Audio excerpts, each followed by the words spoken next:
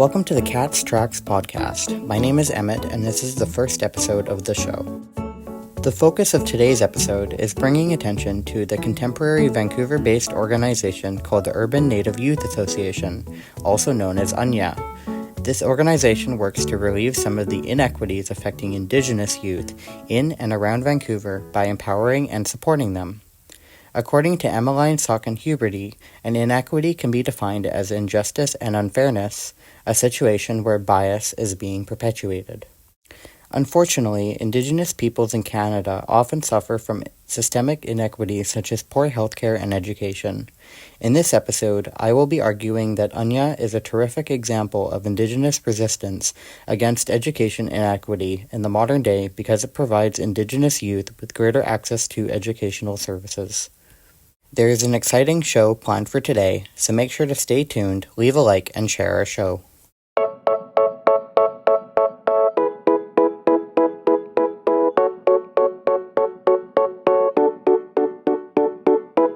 It's extremely sad that Indigenous youth in Canada still suffer from educational inequities.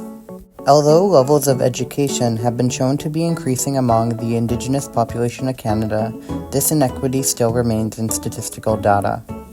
A study by Michael Barber and Maggie E.C. Jones reported that there is an observable difference in math test scores between Indigenous and white youth in Canada. While different things could contribute to these lower test scores, foundational disparities like unstable internet access and lack of access to current edition textbooks only contribute to and compound this problem. Coming up next, I will discuss what can be done about educational inequities challenging Indigenous youth.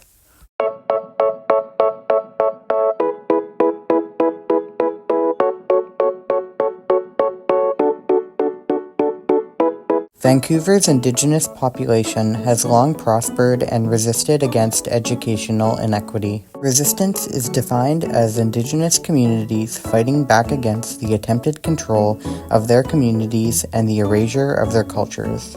The Urban Native Youth Association is a perfect example of Indigenous resistance as it pertains to education, as it is a keystone model of successful Indigenous-led education.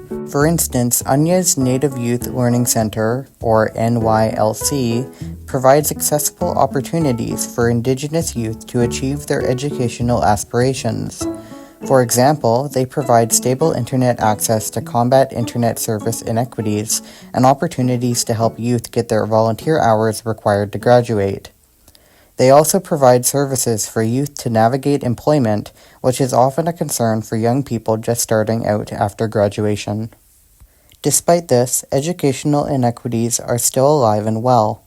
Indigenous Canadians have campaigned for being able to have control over their own education since day one, and UNYA's educational programs represent a strong commitment to doing just that. Where the Canadian government has failed Indigenous youth, UNYA's programs resist educational inequities by supporting and empowering Indigenous youth to reach their full potential. While UNYA on its own isn't the perfect solution to educational inequities, the work UNYA does to support Indigenous youth is a significant form of educational resistance. It is a significant example of Indigenous Canadians regaining control of their own education despite existing inequities.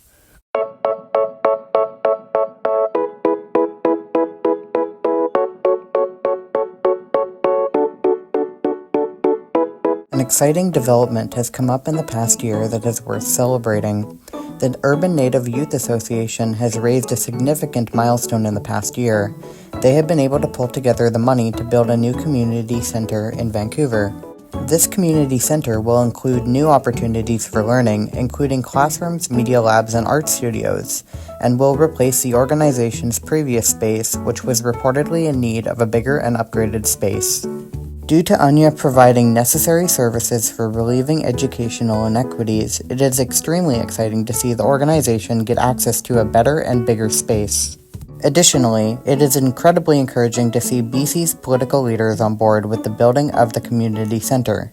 Premier John Horgan referred to the building as a national example of Indigenous-led transformational change. His words inspire hope that UNYA's new building is a significant step toward reconciliation where education is concerned.